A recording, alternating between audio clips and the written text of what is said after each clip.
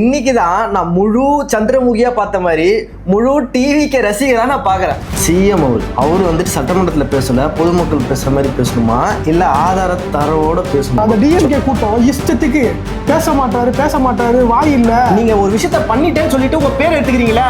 அது நீங்க நடக்கவே இல்லை, ஏன் பேர் எடுத்துக்கிறீங்க? முழுசா நடக்காம குவாரிகள்லாம் மூடி இருக்கு, சீல் வச்சிருக்கு, பாதுகாக்கப்பட்டிருக்குன்னு சொல்லியிருக்கீங்க. இயற்கையை அழிச்சு செய்யணுமா? நல்ல கொஸ்டின் தான், இதுக்கு அவங்க தான் பதில் சொல்லணும்.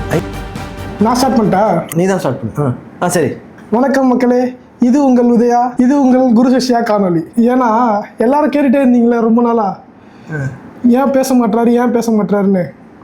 இன்னைக்கு ஒரு நாள் பேச்சுல எல்லாரும் மிரண்டு ஓட்டாங்க வெளியே. அப்படியா? ஆமா, அப்படி மிரண்டு பேசினாரா? அவர் எழுந்து பேச ஆரம்பிச்சதுதான் ஒரே கூச்சல். பேப்பர் இல்லாம பேசினாரா? அப்படியா? ஆமா. நீங்க பாத்தீங்களா? அவர் பாயிண்ட் மட்டும் வச்சு பேசியிருப்பாரு. பாயிண்ட் இருக்கும், எதை பேசணும்னு முக்கியமான பாயிண்ட் இருக்கும், ஓகேவா? ஆனா பேசி முடிக்கும் போது சரி என்ன பேசுறாங்க யாருமே இல்ல. சரி, நீங்க வந்து இப்பதான் ஓப்பனிங்ல நீங்க ஃபேன் பேஸ் ஆயிருக்கீங்க. இவ்வளவு நேரம் நீங்க வந்து கருத்தா பேசிட்டு இருந்தோம். இப்போ நீங்க வந்துட்டு அவர் பேசுறதே வந்துட்டு சந்தோஷமா அப்படியே ஆரப்பாரமா அப்படி ஒரு என்ஜாய்மெண்டோட நீங்க உங்களோட பேசுனதுல இன்னைக்கு தான் நான் முழு சந்திரமுகியா பார்த்த மாதிரி முழு டிவிக்கு ரசிகரா நான் பாக்குறேன். அதாவது ஒரு கருத்தை வச்சு ஒரு அரசியல் பண்றவங்களுக்கும் ஒரு ஆளை வச்சு அரசியல் பண்றவங்களுக்கும் இதுதான் வித்தியாசம். பத்தியா இன்னைக்கு நாங்க பேசிட்டோம். சரி, என்ன பேசுனீங்க அதை சொல்லுங்க, வாங்க உள்ள போலாம். என்ன பேசினாருன்றதை விட எனக்கு டிஎம்கேவை அவர் அழு வச்சு வெளியே அனுப்புனாரு. எல்லாரும் கதறாங்க. இனி என்ன பேசிட்டாரு டிஎம்கே சொல்லுங்க. அவர் பேசுனதுல ஏதாச்சும் ப்ரூஃப் வச்சு பேசுனது ஒண்ணுதான். ஓப்பனா சேலஞ்ச் விட்டார்ல. ப்ரூஃப் வச்சு பேசுனது ஒரே ஒரு விஷயம் தான். இல்ல, எனக்கு ஒரு நான் நல்லதா நினைச்சது, எனக்கு சந்தோஷமானதா அதுனா நெக்ஸ்ட் எல்லாரும் மாட்டுவாங்க போல இருக்குது அப்படின்னு ஒரு வார்த்தை ஒன்று சொன்னாரு. இதுக்கு மேல யாரெல்லாம் மாட்டுவாங்கன்னு தெரியலையே. அந்த காசை கவர்மெண்ட் காசை யூஸ் பண்றாங்கல்ல, இது பார்ட்டி ஃபண்டு சொன்னாங்க. இல்ல, இது தப்பா யூஸ் பண்ணியிருந்தவங்க, இதுக்கு முன்னாடி யூஸ் பண்ணுவாங்க, எல்லாரும் மாட்டுவாங்க அப்படின்னு சொல்லியிருக்காரு. இது நீங்க இப்பதான் கேக்குறீங்களா? பொதுமக்கள்லாம் இதெல்லாம் பேசுனது இல்லையா?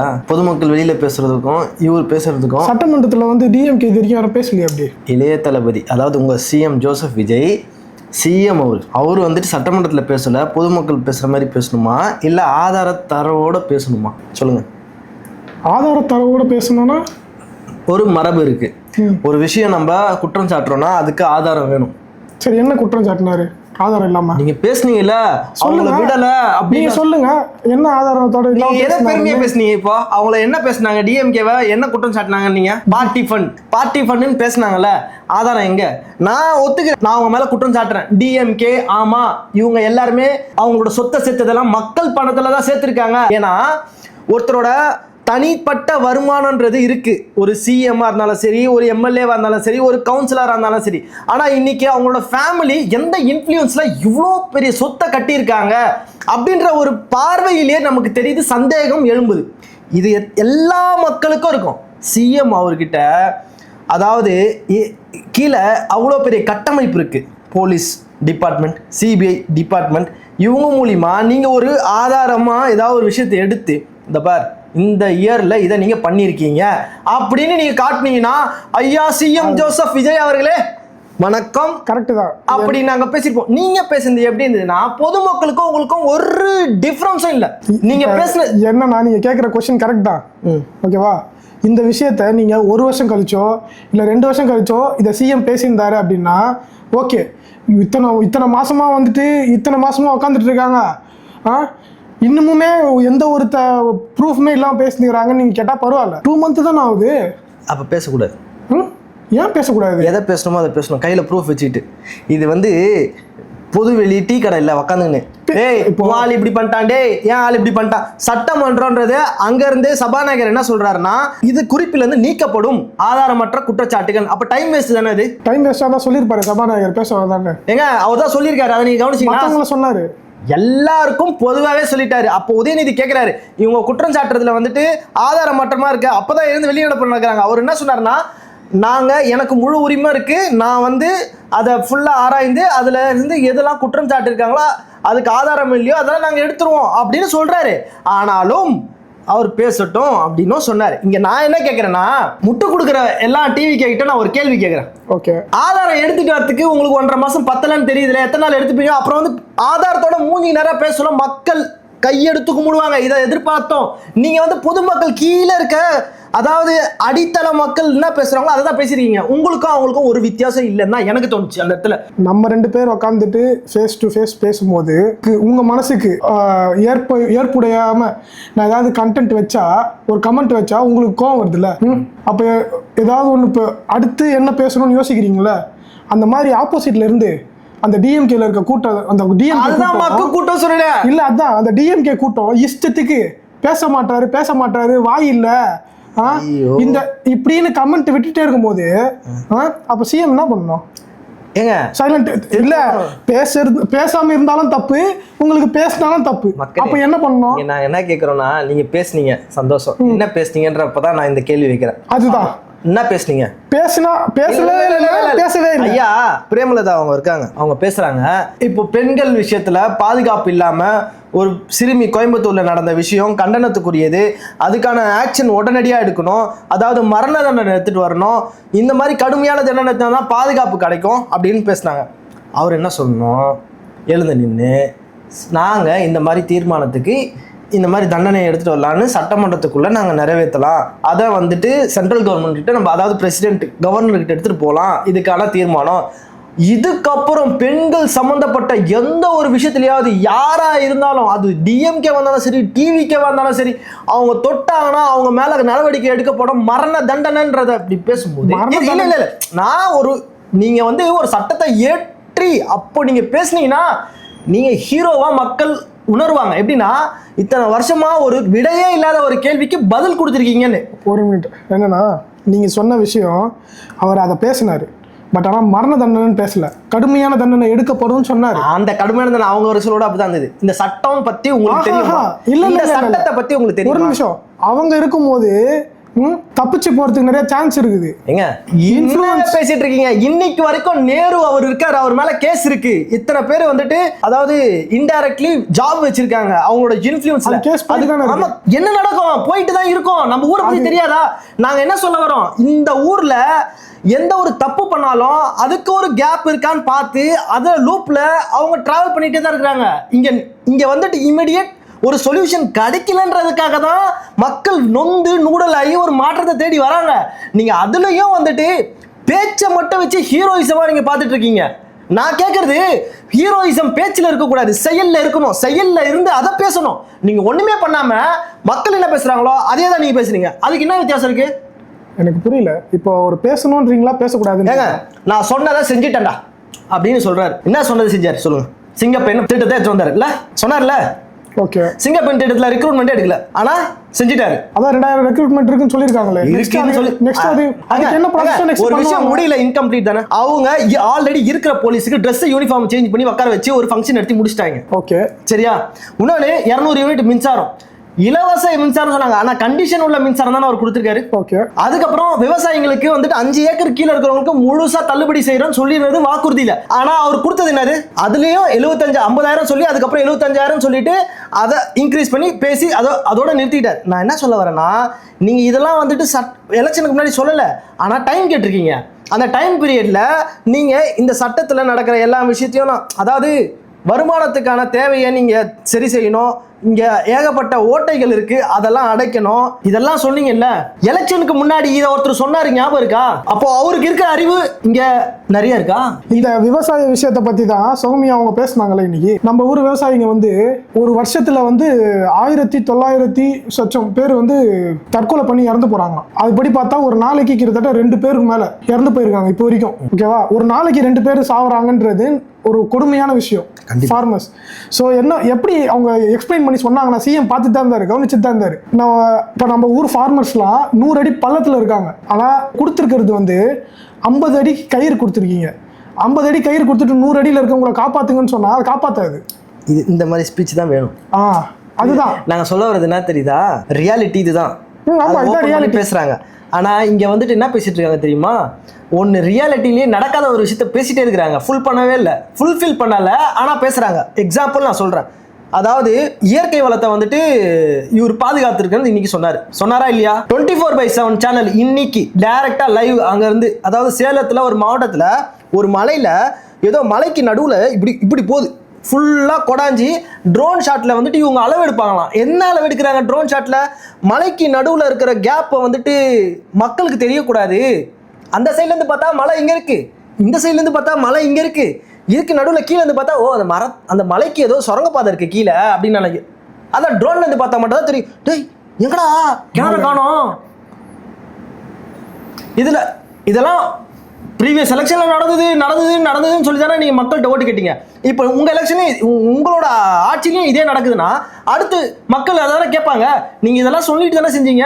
நான் வந்து 100 மார்க் எடுத்துட்டேன் 100 மார்க் எடுத்துட்டேன் பீத்திக்க கூடாது. 100 மார்க் எடுத்ததுக்கப்புறம் பீத்திக்கணும். நம்ம நினைக்கிறதுலாம் அவங்க பண்ண மாட்டாங்க. நான் சொல்ல தான் முடியும். இந்த மக்கள் புரிஞ்சுப்பாங்க, நீங்கள் சொல்கிறதையும் புரிஞ்சுப்பாங்க. நான் சொல்கிறது 100 மார்க் நான் எடுத்துட்டேன்னு சொல்லி நான் பீத்திக்க கூடாது. அதுதான் சொல்கிறேன். என்ன சொல்கிறேன், நான் எடுத்துட்டேன். நம்ம என்ன வேணால் சொல்லலாம், ஆனால் கடைசியில் டிவிகேல அவங்க என்ன முடிவு எடுக்கிறாங்களோ அதுதான் பண்ணுவாங்க.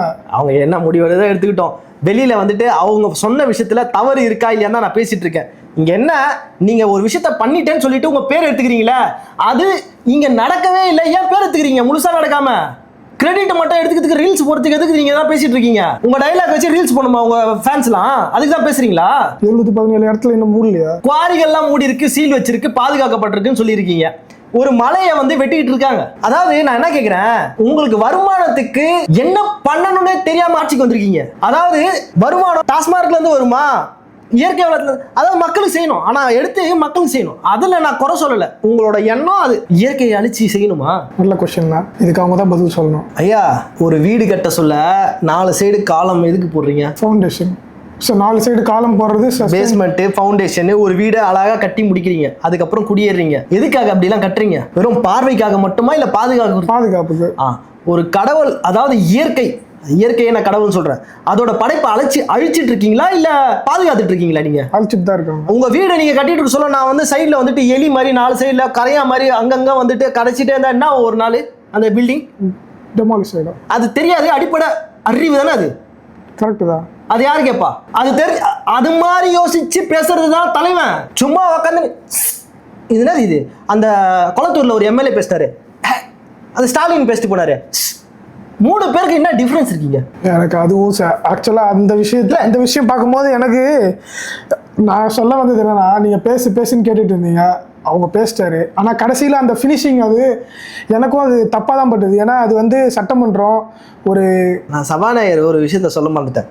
அதாவது சேகர் பாபு வந்துட்டு நேத்து எனக்கு சேகர் பாபு உண்மையில பேசுறாரு, பிடிக்காது. என்ன பாட்டு பாடின்னு இருக்கு, பாடினதே பாடினுக்கிறேன். நீ பாடினதே பாடிட்டு இருக்க, பாடினதே பாடினுக்கிறேன். தலை எப்படி இருக்குமோ வால் அப்படிதான் இருக்கும். அந்த கட்சி தலைவர் எப்படி இருக்காங்களோ வால் அப்படிதான் இருக்கும். சரியா? உன்னை நான் கேட்குறேன், பெண்கள் பாதுகாப்புன்னு பேசிட்டு இருக்கீங்க. நான் நினைச்சது நேற்று ஒரு வீடியோவில் பேச சொல்ல அந்த டான்ஸுக்கு மட்டும்தான் இப்படி ஆடுறாங்கன்னு பார்த்தேன். ஒரு குழந்தை பெண், அதாவது 10 வயசு இருக்கட்டும் 8 வயசு இருக்கட்டும், ஒரு பொண்ணு, அது நீ காலை பிடிச்சிட்டு இப்படி தொர்றிய, அது ரைட்டா? அதே மாதிரி ஒரு சம்பவம் இன்னொரு இடத்துல நடக்குது. ஒரு பொண்ணை, சின்ன பொண்ணை தூக்குறாங்க, சிங்கப்பெண் படையில இருந்து போயிட்டு பள்ளியில் அடிக்கிறாங்க. அப்போ அமைச்சருக்கு வந்து பாதுகாப்பு, அப்படி பண்ணா திருடனுக்கு வந்துட்டு தண்டனை. அமைச்சர், அதாவது திருடன் அமைச்சர் ஆயிட்டா பாதுகாப்பு. புரியுதா? மக்களுக்கு ஒன்று சொல்றேன், அதே போலீஸ் இன்னைக்கு சிங்கப்பெண் படையில அடிச்சாங்கல்ல, அதே வந்து டிவிகேல வந்து எம்எல்ஏவா வின் பண்ணியிருந்தாங்கன்னா அவனுக்கு அடி வந்திருக்காது. இந்த எதிர்கட்சி மக்கள் மண்டாரங்க எழுந்து போறதுக்கு பதிலாக அந்த இடத்துல இதை எழுப்பியிருக்கணும். அந்த கேள்வி அங்கேயே உட்காந்துருப்பாங்க. அவங்கள பார்த்து இந்த மாதிரி ஒரு ஸ்கூல்ல போயிட்டு இப்படி பண்றாங்களா, அது ரைட்டா? ஆமா, கரெக்ட் தான். கை கூட அது வச்சிடக்கூடாது தான். அந்த அப்புறமா இந்த விஜய் அவரோட சாங் ஒன்று குழந்தைங்க ஸ்கூல்ல பாட்டு பாட விட்டு அது பாட்டு பாடின்னு, இதெல்லாம் அவனா கல்வி அமைச்சர் வந்து இதை தான் ப்ரொமோட் பண்ணணுமா மக்களுக்கு, பசங்களுக்கு ஸ்கூல்ல? கரெக்டான கொஸ்டின் தான். இதெல்லாம் எதிர்கட்சி கேட்கணும். அவங்க உட்காந்துருக்கவங்க கேட்குறாங்களா இல்லையான்னு தெரியல. ஆனால் கிடைக்கிற வாய்ப்பை, பிரேமலதா அவங்களுக்கு வாய்ப்பு கிடைச்சாலும் சரி, சௌமியா அவங்களுக்கு வாய்ப்பு கிடைச்சாலும் சரி, கரெக்டாக பேசுகிறாங்க. இந்த இடத்துல நான்லாம் டெய்லி வருத்தப்படுறேன். நாம் தமிழர் கட்சியில் எந்த ஒரு பிள்ளையா போய் அங்கே உக்காண்டிருந்தாலும் இந்த மாதிரி அவதூறு பேசிட்டுலாம் இல்லை. பாயிண்ட் பை பாயிண்ட், தரவோட ஆதாரத்தோட போயிட்டு வச்சு அந்த இடத்துல பேச சொல்ல அடுத்த நாள் ஆப்சன்ட் போட்டிருப்பாங்க. தெரியுமா? ஸ்கூலில் காலேஜெல்லாம் ஆப்சன்ட் போடுவாங்க ஸ்டூடெண்ட்ஸ். ஆனால் ஆக்சுவலாக கரெக்ட் தான். இல்லை, சௌமியா அவங்க பேசுனதுக்கே இவ்வளோ இப்படி ஒரு எஃபெக்ட் இருக்குன்னா அது இந்த அளவுக்கு ரீச் ஆகுது. அது மாதிரி சொன்ன மாதிரி நாம் தமிழ்ல இருந்து ஒருத்தவங்க உள்ள போயிருந்தா அவங்க ஸ்பீச்சுக்கு கண்டிப்பா ஒரு ஸ்பீச் இல்ல, அவங்களாம் இறங்கி அடித்தளத்துல ஒர்க் பண்றவங்க. சரி ஓகே, நான் உனக்கு கேட்கறேன், உன்னை நான் இப்ப திட்டுறேன், ஏய் ஏன்டா இப்படி பண்ற அப்படின்னு நான் கேட்கறேன். நீ இப்போ பதில் சொல்லுவியா இல்லை நாளைக்கு வந்து பதில் சொல்லுவியா? இப்போதான் பதில் சொல்லணும். நாளைக்கு வந்து பதில் சொன்னா உன்னை என்ன சொல்லு? நாளைக்கு வந்து பதில் சொல்றதா? சம்திங் ஏதோ ப்ராப்ளம் இருக்கு. யாருக்கிட்ட? என்கிட்ட. அது என்ன ப்ராப்ளம் இந்த மக்களுக்கு தெரியுதா? இது பண்ணது யாரு? பண்ணது யாரா? ஐயா, அந்த டெவில் ஈவில்லாம் ஒரு கேஸ் நடந்தது தெரியுமா? ஈவில். அது எப்போ பேசுனது? நேற்று பேசினாரா உதயநிதி? இன்னைக்கு வந்துட்டு ஈவலை பத்தி பேசுறாரு இவரு. நான் என்ன கேட்குறேன், இதுதான் பேச தெரியுமா தெரியாதா? ஏன்னா எழுதி குத்தத்தை வந்துட்டு நீங்கள் பேசுகிறீங்களா? உங்களுக்கு பின்னாடி ஒருத்தர் இருக்காங்களா?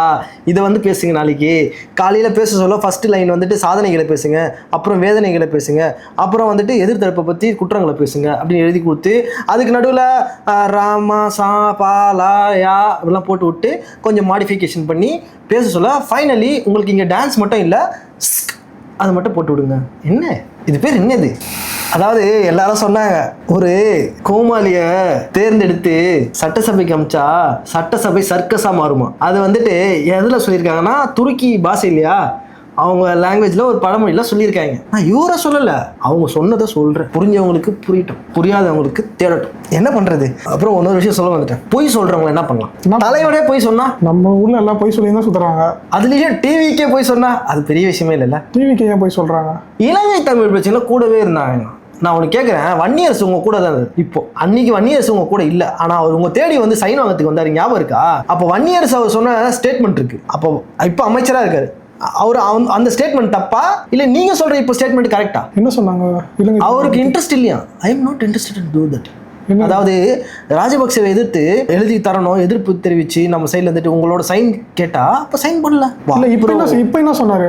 இப்போ இலங்கை தமிழுக்காக நம்ம போராடிட்டு இருந்தோம், கூட கை கொடுத்துட்டு இருந்தோம். எப்படி பேசுனீங்க நீங்க? இதெல்லாம் எங்கேருந்து பேசுறீங்க? எதுக்கு? யார் எழுதி கொடுத்தா இதெல்லாம் உங்களுக்கு? மேபி எழுதி கொடுத்த ஒரு போராடி இருப்பாரு. அவர் வந்து இந்த உண்ணாவிரத போராட்டம்லாம் பண்ணார்ல. ஏங்க, உண்ணாவிரதம் போராட்டம், சினிமா, டிவியில் லைவ் ஷோ எல்லாரும் வாங்கன்னு சொன்னா வந்துட்டு போறாங்க. ஒரு கையெழுத்து கேட்டதுக்கு நான் பேசுறேன். எதுக்கு? அது வந்து வாதாடுறதுக்கு. எது ஐநா மன்றத்தில் வந்துட்டு காசுலாம் கொடுத்தாருல. ஏங்க 500 ரூபா கொடுத்தாரு. ஐயோ காமெடி ஏங்க, அதெல்லாம் நினைச்சு கடுப்பாகுது. என்ன கேட்குறேன்? கொடுத்தாரா? வேற என்ன கொடுத்தாரு? 500 ரூபா கொடுத்தாரு. அது எல்லாருக்கும் ஊருக்கே தெரியும். நான் கேட்குறேன், இதுக்கெல்லாம் கிரெடிட் எப்படி ஏற்றுக்கிறாரு? நாங்கள் நின்னோம், கை கொடுத்தோம், தோல் கொடுத்தோம். என்ன இது? உண்மையிலே 500 ரூபா கொடுத்தா? 500 ரூபா கொடுத்துருக்காரு. அன்னைக்கு 500 ரூபா பெரிய விஷயம்பா. ஆனால் எப்படி இருந்தாலும் அது அவர் காசு தானே. ஆமாம், நெத்தியில் 1 ரூபாய் வச்சு போவாங்களா கடைசியா? பொய் சொல்கிறவங்க, அதாவது கூட இருந்தாங்களா இல்லையான்றதுக்காக நான் சொன்னேன். நான் அது எப்படி? அது எப்படி? உங்களோட ஆதரவில் தான் டிவிக்கு அரசாங்கம் இருக்கா? மக்களோட ஆதரவு. கம்யூனிஸ்ட் கட்சியாக இருந்தாலும் சரி, மார்க்சிஸ்ட் கம்யூனிஸ்ட் கட்சியாக இருந்தாலும் சரி, எல்லாருமே அவங்களாம் டைரக்டாக வந்து எனக்கு ஆதரவு தெரிவித்தாங்க. அதாவது மக்கள் தேர்ந்தெடுக்கப்பட்ட அரசு அப்படின்னு சொன்னாங்க. ஐயா ரைட், அவங்களுக்கு ஓட்டு போட்டவங்க எல்லாருமே வா, அதாவது டிவிகேக்கு ஓட்டு போட்டவங்களா? புரியலையா? நான் அது பேர் சொல்ல 8 கோடி பேர் எனக்காக இருக்காங்க. 8 கோடி பேர் சப்போர்ட் இருக்கப்போ எனக்கு பிரச்சனையே இல்லை. ஐயா 1.25 கோடி தான் ஓட்டு விழுந்திருக்கு உங்களுக்கு. அது தெரியுமா தெரியாதா? மறந்துடுறீங்களா அப்பப்போ? பக்கத்து ஊர்ல சப்போர்ட். கஜினி படம் பார்த்த மாதிரி ஆயிடுச்சு எனக்கு அப்பப்போ. இவங்களுக்கு மறந்து போதா இல்லை ஞாபகம் வருது இல்லையா? அதாவது கணக்குலாம் மாறி போகுது. 8 கோடி மக்கள் உங்களுக்கு ஆதரவுன்னு நீங்க சொல்லும் போது எனக்கு ஒரு டவுட் இருக்கு. 5.5 கோடி மக்களுக்கு ஓட்டு உரிமை கொடுத்தது, அதாவது இந்த சென்ட்ரல் மத்திய எலெக்ஷன் டிபார்ட்மெண்ட்டு, அதில் உங்களுக்கு 1.25 கோடி தான் ஓட்டு போட்டிருக்கு. நீங்கள் 8 கோடி கிரெடிட் வாங்குறப்ப எனக்கு என்ன தோணுதுன்னா, நீங்கள் எந்த கணக்கில் இருக்கீங்க? 1.25 கோடி ஓட்டு விழுந்தது, ஒத்துக்கிறேன், உங்களுக்கு மெஜாரிட்டியாக விழுந்தது, அப்படி சொல்லுங்க. ஆனால் அதாவது கட்சி தலைவர் உங்களுக்கு சப்போர்ட் பண்ணியிருக்கலாம். அதுக்கு விழுந்த ஓட்டு இருக்குல்ல, அந்த ஓட்டு வந்து டிஎம்கேக்காக விழுந்த ஓட்டு, அதாவது திராவிட கூட்டணிக்காக விழுந்த ஓட்டு. அதுவே தப்பான ஓட்டுன்னு தான் நான் சொல்லுவேன். என்ன கேட்டால் அந்த ஓட்டுல தான் நீங்கள் வாழ்றீங்க. ஆனால் கரெக்டு தான். கேட்குற கொஸ்டின் படி பார்த்தா இப்போ டிஎம்கேல உட்காந்துட்டு இருக்காங்கல்ல, அவங்களும் அந்த 8 கோடி மக்கள் தானே. 8 கோடியில் எல்லாருமே தானே வருவாங்க. அவங்க சப்போர்ட் இல்லை. அதாவது எல்லாரும் சேர்ந்து ஒரு விஷயம் நடத்துறப்ப நீங்க அதை பேசணும். இல்ல அதுதான் கேட்குறேன், எனக்கும் டவுட் வருது. அதான் வந்தா மனசுக்குள்ளே வச்சுங்க, அவங்களுக்கும் வந்ததுனாக்கா சொல்லுவாங்க கமெண்ட்ல. அடுத்து இன்னொரு விஷயம் சொல்லணும். அப்பா ஸ்டோரி. ஒருத்தர் வந்தாரா சொன்னதா? இபிஎஸ் அவருக்கு சொல்லல. இபிஎஸ் தான் சிஎம் கலாச்சாரி, அதுக்கு தான் ரிப்ளை பதில் தான் இது. அதெல்லாம் இல்லை. ஐயோ நீங்கள் வேறங்க, அவரை பற்றி அவர் கண்டுக்கவே இல்லை. அவர் பாட்டு ஒரு மூணில் உட்காந்துருக்காரு.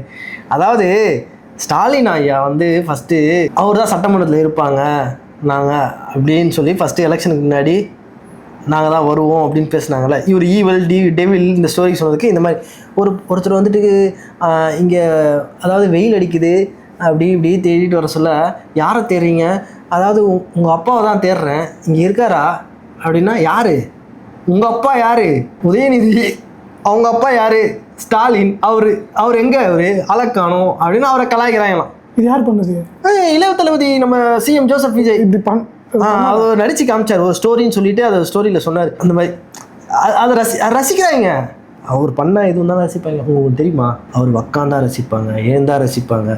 அவருக்கு கேமரா எடுத்துகிட்டு எங்கே போனாலும் ரசிக்கிற கூட்டம் இருக்குது. கேமரா எடுத்துகிட்டு எங்கே போனாலும் அவரை ரசிக்கிறதுக்குன்னே அந்த கூட்டம் இருக்குது. அதனால தான் அந்த பாட்டை பாடினார். புரியுதா? அவர் பின்னாடி கேமரா எடுத்துட்டு எந்த இடத்துக்கு போனாலும் அவரை ரசிக்கிறதுக்குன்னு ஒரு கூட்டம் இருக்குது. அதை எப்படி திருத்த முடியும்? பாட்டு மறக்க முடியும்? ஸ்டைலுன்னா ஸ்டைலு தான். கச்சா நான் ஒன்று கேட்டுக்கிறேன், மாசா பேசினாருன்றதுல நான் மாற்றுக்கிறதே இல்லை. நாங்கள் வந்துட்டு படத்தில் போய் பார்த்து ரசித்த மாதிரி இதுலேயும் பார்த்து ரசிக்க தான் முடியுமே தவிர்த்து இதில் இருந்து ஒரு நல்ல விஷயம் கற்றுக்கிறதுன்னு சொல்கிறதெல்லாம் எங்களுக்கெல்லாம் நீங்கள் சொல்கிற அது மாதிரி. நான் என்ன சொல்ல முடியும்னா, பேசணுன்னா இதான் பேச முடியும். சரியா? ஆனால் நீங்கள் கேட்ட கொஸ்டினுக்கு நான் அக்செப்ட் பண்ணிக்கிறேன். ஓகேவா? அதுக்கெல்லாம் ரிப்ளை ஃபியூச்சரில் வர சான்ஸ் இருக்கும்னு நான் நம்புகிறேன். மக்கள் என்ன நான் சொல்றேன்ல, மக்கள் என்ன நினைக்கிறாங்கன்னு அவங்க கமெண்ட்ல தான் சொல்லணும். மக்கள் நாளைக்கு வந்து கமெண்ட் போடுவாங்க இன்னைக்கு கேட்டா. அந்த மாதிரி கதை இது. எப்படின்னா, நேற்று கேட்ட கேள்விக்கு அடுத்த நாள் பதில் சொல்றது தான் இன்றைய trend. Yesterday question tomorrow answer by assembly. So மீண்டும் ஒரு நல்ல வீடியோடன் திரும்ப சந்திப்போம். அதுவரை உங்களிடம் இருந்து விடைபெறுவது உங்கள் உதயா மற்றும் உங்கள் நரேன். பாய்.